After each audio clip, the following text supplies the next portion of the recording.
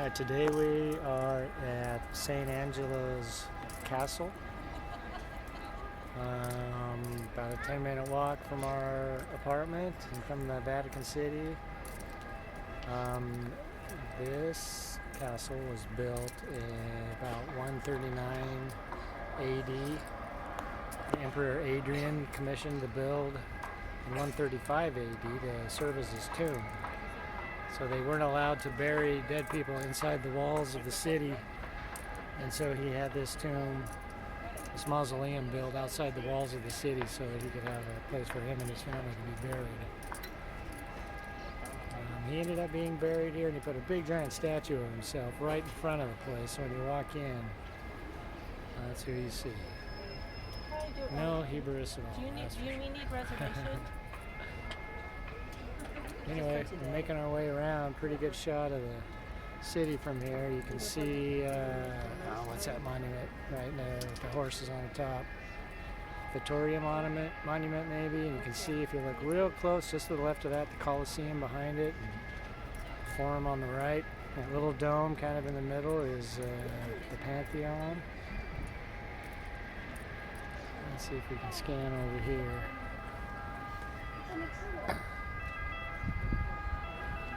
Somebody's in trouble. And that's the Tiber River down there. You can see some Roman guards, centurions on the bridge there. Making sure everyone has their passports, I assume. And that no barbarians or Gothic German invaders are trying to cross the bridge. And over on this side, you can see St. Peter's Basilica, Vatican City out there. That's the basilica straight ahead, St. Peter's Square. Right below it there. And the Pope had a little talk this morning at 9 o'clock. We were kind of lazy this morning and slept in a little bit and didn't make our way over there. You gotta have tickets to get in. They're free, but you gotta have tickets, and it usually packs up, they said. So we decided to skip that one. Sistine Chapel just to the right of it. Anyway, beautiful view from up here. Oh, and there's the story there. There's the Archangel Gabriel, and one of the plagues going on here, and I forget which pope it was, said he saw in a vision Gabriel, Archangel Gabriel, sheathing his sword, signifying the end of the plague. And so all the popes and the religious people were held up here while that was going on. And so they built statues to commemorate that. Whether that really happened or not, there's a good fact check for you guys. See if the plague really did end when they saw that vision. Anywho, that's pretty much today, our last day in Rome. Tomorrow is a travel day back to London and into home. Holy smokes, can't believe it's over already.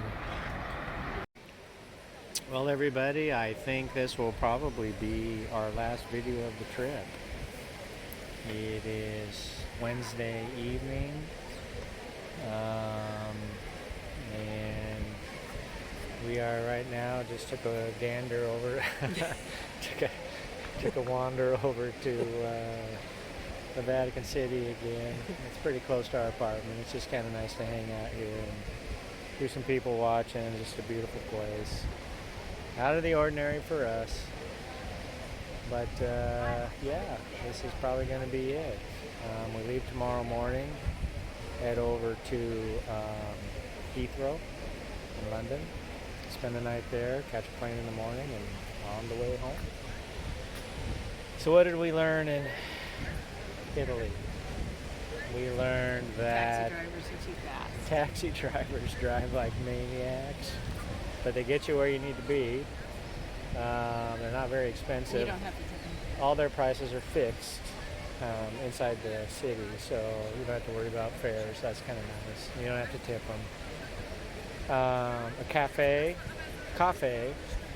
is not a coffee. It is an espresso shot in a tiny little glass, about half full. If you want a big cup of coffee, you order a cafe americano, and that's a bigger cup of coffee. Still not our big giant thermos fulls that we are used to at home. We found what authentic restaurants, how to spot one, how to spot a Tursky Trap restaurant.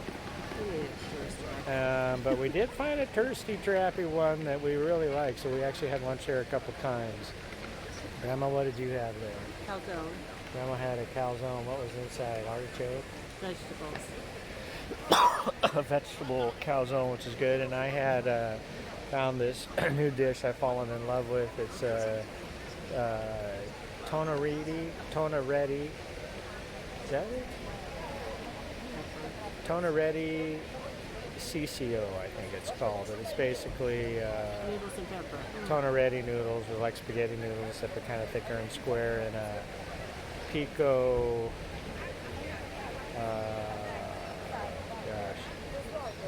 It's basically a sheep cheese and pepper sauce. It's delicious. What's it? Pico Nile. Jeez. Is that what it is? Something like that. Anyway, we still got some ways to go to work on our Italian. What else? Getting around the city was actually pretty easy. We didn't use the metro or the subways. We kind of just stayed above ground this time. We walked a lot.